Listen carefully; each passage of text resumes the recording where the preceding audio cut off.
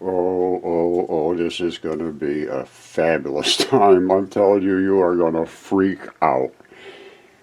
Fossils of terrifying monster sea lizard found in Morocco. All right, and they're talking about this gigantic, terrifying monster. Look at his head with all these terror. Well, guess what? They talked about these things in ancient past too. All right, here's the deal. In ancient past, they had drawings of all of these kind of monsters attacking ships and everywhere. They were everywhere in the oceans and in the seas. And they had tons of drawings of them and portrayals and stories of how they ate ships and everything else. They were huge. Just like look at this one here. The thing is eating a ship. Now, they weren't kidding about this stuff either. This was actually happening. And it was due to these creatures like they just found in Morocco. Well, where did those creatures come from? Why are they? I can tell you where they come from. You're gonna another time. Get ready. It's gonna freak you out. Okay, I'm being very serious, extremely deadly serious. Every creature, even you, has parasites and worms or all kinds of things. They're in your blood. They're on you. They're everywhere. And they're tiny little things. You don't even know they're there. We don't have any idea they're there. You know, you go in and get tested in a hospital to see if you have these parasites or, fungus or whatever it is. But they're living little creatures that are on you or in you. Well, if you had a gigantic creature, they would have the same thing. Only the things that they would have would be gigantic. So where would they go when that creature died? Well, they would go in the ocean. Okay, my friends, pay close attention because I am shedding a completely new light on sea serpents. Mythology is loaded with them. I mean, it's saturated with sea serpents from everywhere around the world. They have drawings of them, paintings everywhere. This was not myth. They were there. Now, a sea serpent or sea dragon is a type of dragon sea monster described in various mythologies, most notably Mesopotamian with Tiamat and the Leviathan and so forth, and Jormungandr and the Norse and the Greek they all had the same stories of a giant dragon. Now, this is what I am going to show you in a second, is the chief god, the top god in the role of the hero slaying a sea serpent is widespread in ancient Near East and Indo-European mythology. All right, and it's Leviathan, Yahweh, Tiamat, Marduk, all of those things. These were the original gods. And one of them was a dragon, for absolutely certain. And that was Typhon. And I'm going to show you Typhon, and then I'm going to tell you that Typhon was the source of all of these sea serpents. Now, wasn't an isolated case. They were everywhere. They were eating ships. They were eating people. There were all kinds of different crazy-looking monsters that were in the oceans. And they were eating people. They were eating ships. They were just crazy things, and everybody was drawing pictures of what they had seen and recounting what they were coming up against. Now, they only started really running into these a lot as the merchant shipping started. Before that, they don't seem to be recorded quite as much. All right, I know this is hard to believe, but these are parasites. These kind of things are in you and on creatures. They crawl around on you. They're all kind of crazy looking things. And if they were huge, you'd call them monsters. Absolutely. Look at that thing. Look at this thing over here. And that they're everywhere on a creature's body. You just don't even know they're there. Most creatures have them, and nobody knows they're there because they're just so tiny compared to the creature. And the same thing that we're seeing in the dragon. The dragon's over 1,000 miles long. So let me just show you something that's right here in my yard that could crush one of these sea monsters with its hand. Right, remember we talked about the terrifying giant sea little monster. Well, here it is right here. That's his head. Now, I have a body part from a giant human being, and it's been DNA tested, so there's no question about it, and it's anatomically perfect, and the DNA that came out of it was excellent quality. And its thumb, or its finger, it's actually a finger tip. This much of a fingertip is 3 feet long. So I don't know what this is, maybe 5 feet long. Just one fingertip. You can grab a hold of that thing and crush its head just like a tick. And that's the giant that's in my yard. Okay, take your time and look at this carefully. This is a fingertip. That's the front of the fingertip. That's the back where that pad bumps right into the next bone, and they rub against that so it doesn't scrub on bone to bone. These are the blood supplies. This is literally the fingernail. Just take your time and look at it. It's a little bit eroded down in this area, but it's quite obviously the fingernail. And I broke this piece right off here because you can't get DNA out of what they call grip skin. It's dense and there's no DNA. So I had to break this piece off. And when it came off, the fingerprints came with it. Now don't forget, this is the curve of the fingernail. And I went bam with a big heavy duty hammer. It popped right off like it was just glued on. Okay, I told you I have a huge human body parts. I have several parts from this. Well, I have a lot of it from this, to be honest with you. It's laying all over. Okay, this is DNA tested, and it is human. And I had to break this off, which is the fingerprints, right next to the fingernail, and to get down inside to where there's blood. See, this is just like a big rubber pad, which is this, and it popped right off. Here it is right here. This is the same thing that we're looking at right there. Listen to this. You hear that?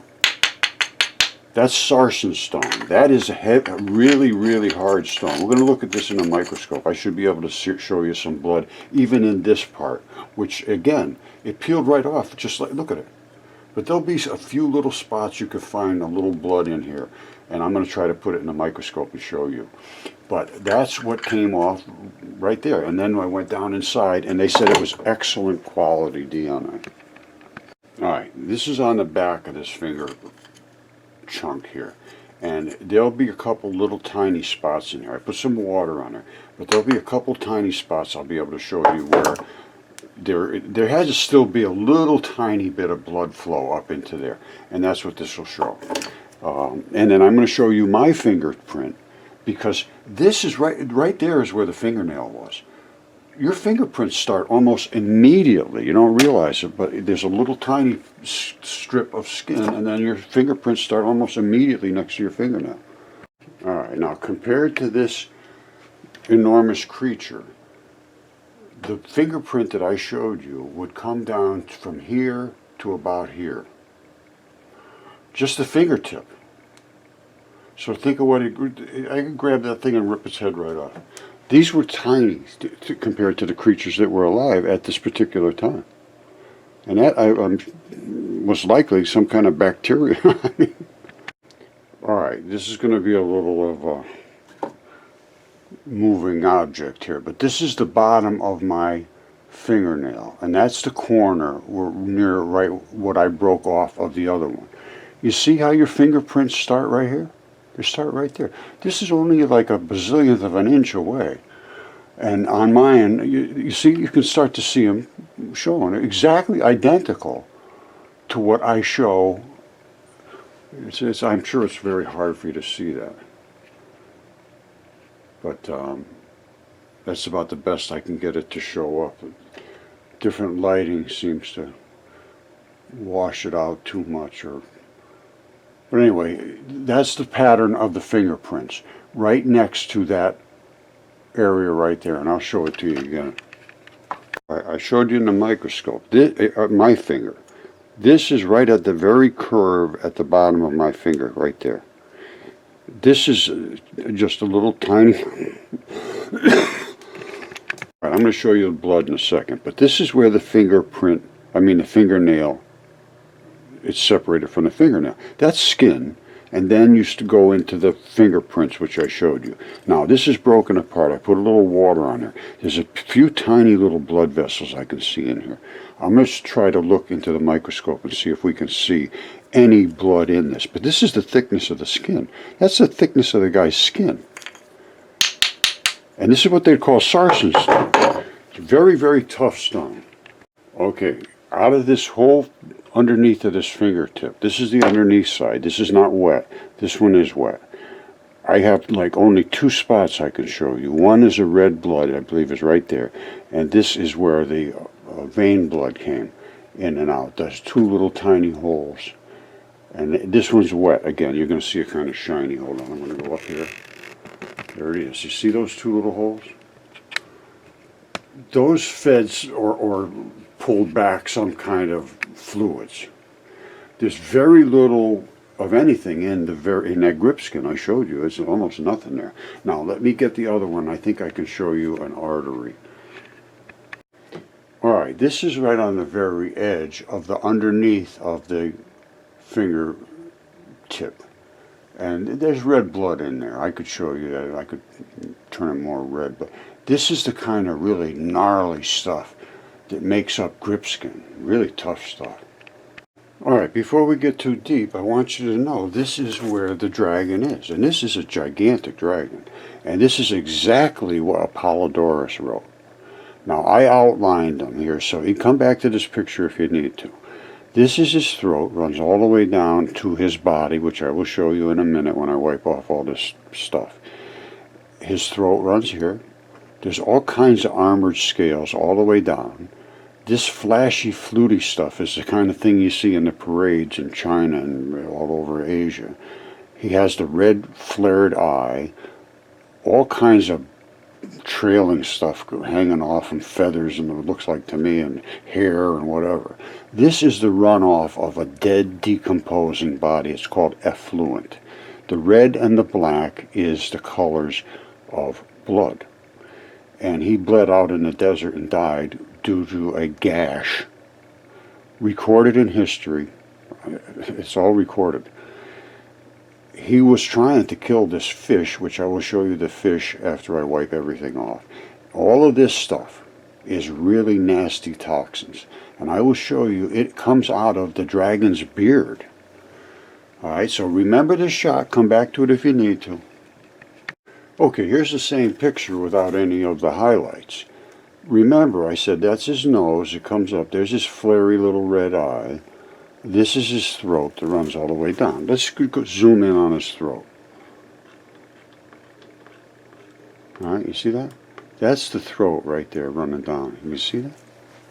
It just continues all the way down to his gut. And protecting that throat are these armored scales. And they run all the way down to his gut as well.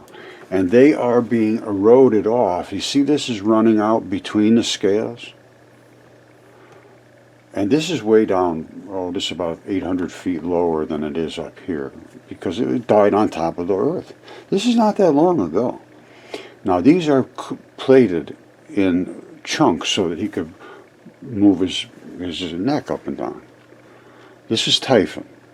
And it runs all the way down, all the way down, all the way down. And you see all that flashy, fluty looking stuff on the side. And right there is a gash. And that was written about. Very, very well recorded in the Greek myths. What happened was they had this encounter and Zeus cut his throat. And red blood creates the greenest green there is. And that is red blood running out into the desert. And it still has the remnants of the red blood, which is, and here it is right here, running into the desert. All right, the black is the vein blood. This is not as productive. Well, it's not productive at all, to be honest with you, that I can find. Nothing seems to grow well in this except lichen. But the red blood, whew, you can't. It grows like anything, like real reds. All the green moss basically just loves red blood. So here we are. There's the head. All right, remember the head I showed you. The red eye is right there. See it flaming back, and that's exactly what Apollodorus said. He said, "This exactly what I'm going to show you is exactly identical to what Apollodorus wrote." The neck goes all the way down, and this is the body, and the tail runs all the way across the top. The two legs look almost like the thighs of a human. Now let's go look and see what Apollodorus said. Okay, this is what the ancient Greeks wrote, and this was Apollodorus. He was about 200 BC, and he was an excellent scholar, but they reject him because of all this insane stuff he talks about. And Hercules shooting people with arrows in the eyes, and Zeus, and the lust for Hera, and all this crazy stuff. I mean, it literally is crazy.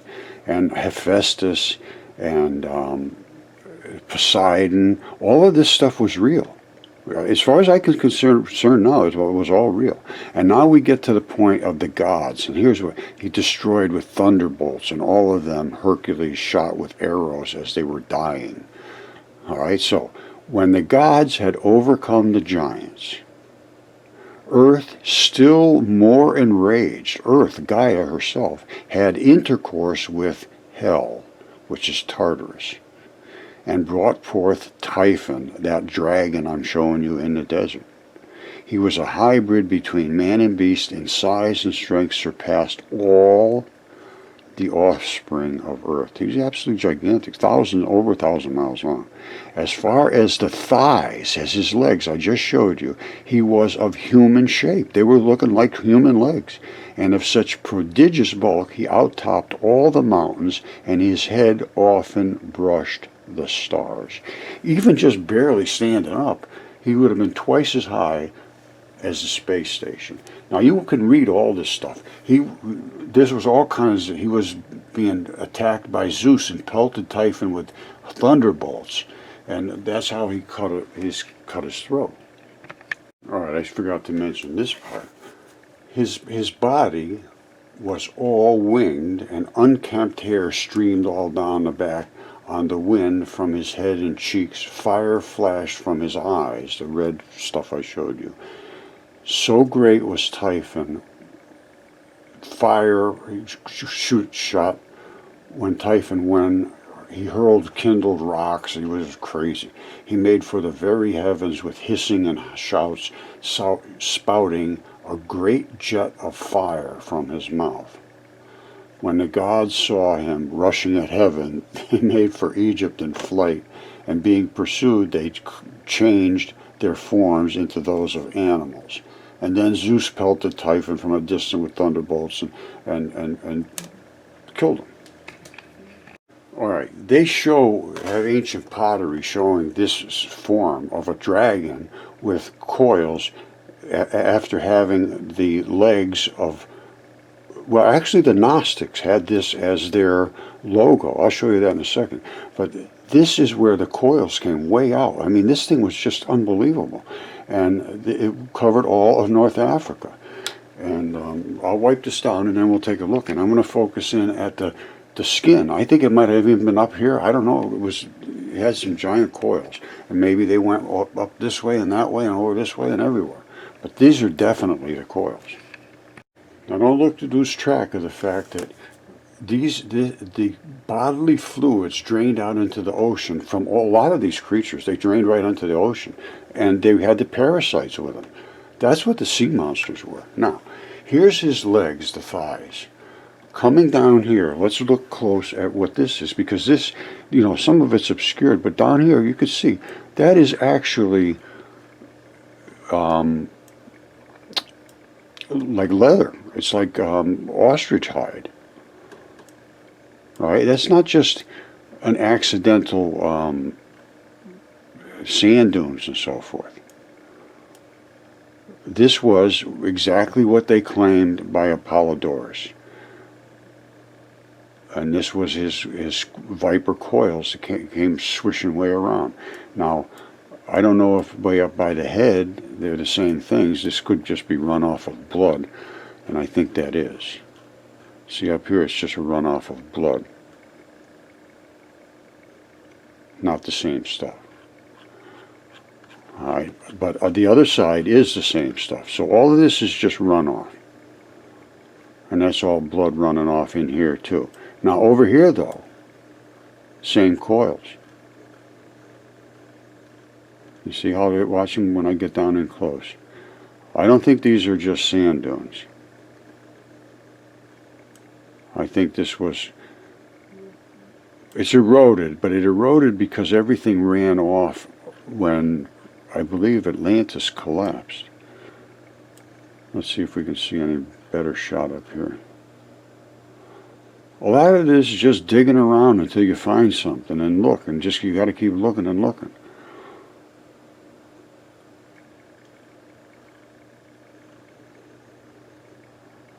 I find that kind of interesting, the patterns there. I don't think that's just... Give it a second to home in.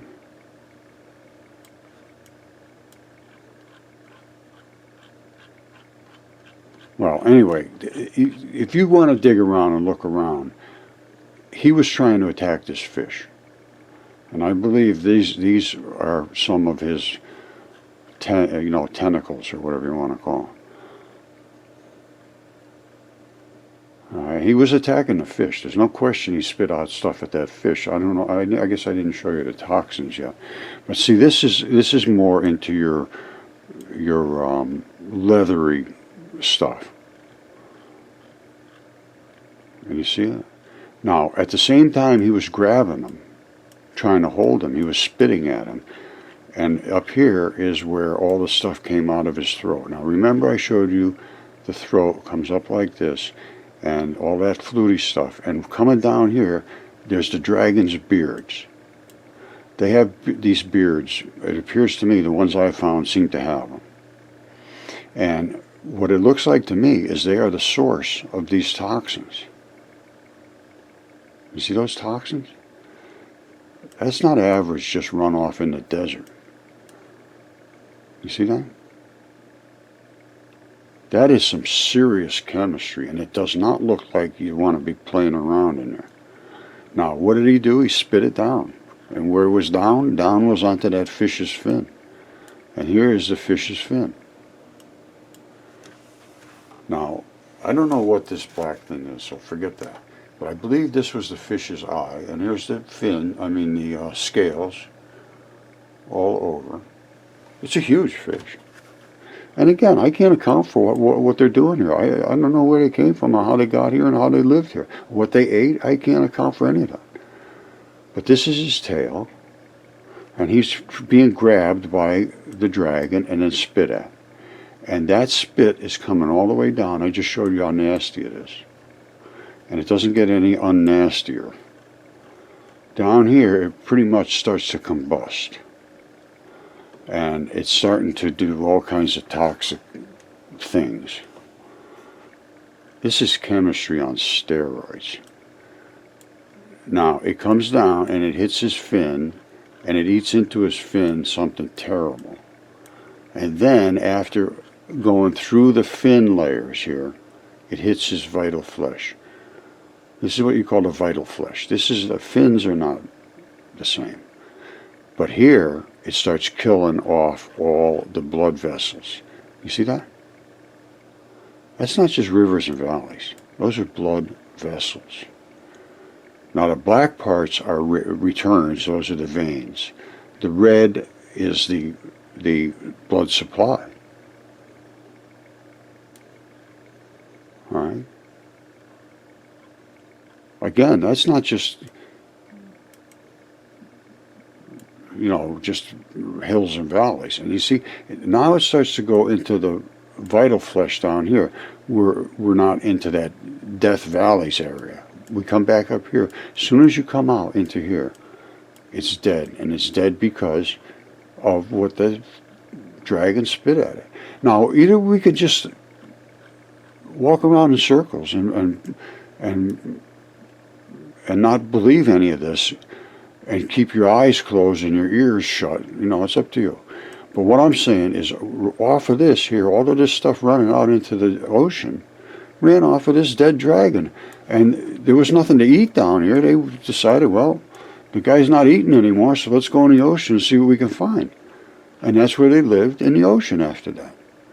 And then they were killed off by the mariners, the best they could. And they probably died from not having anything to eat. I don't know. And they're still around. Some of them they're still washing up here and there. They're finding them. They look crazy. And everybody ignores them, but they still could be real. Who knows? Okay, last word. Sea serpents, in my mind, were real, and they were like parasites and little amoebas and things that are in your body that are living in you. And then if you were a giant dragon like that, 1,000 miles long, over that, they had to go somewhere to eat, and they went in the oceans. And then when the boats started to go out in big numbers, they started to attack them. And everybody was writing about it. All right, this is the world we're living in right now. It's a refusal of reality. And it's all the way across the board, the politicians everywhere. Reality means nothing anymore. And it's a disaster. Here's gigantic bones. Ancient Greeks told stories of the giants that were true, describing them as flesh and blood creatures who lived and died, whose bones could be found coming out of the ground where they were buried long ago. Indeed, even today, large and surprisingly human-like bones can be found in Greece. Modern scientists understand such bones to be the remains of mammoths and mastodons. Woolly rhinoceroses once lived in that region. But the ancient Greeks were largely stupid and unfamiliar with these massive animals. What idiots. Many believed that the enormous bones they found were the remains of human-like giants. Well, guess what? They were. Any non-human traits in the bones were thought to be due to the grotesque anatomical features of giants, and yes, they were.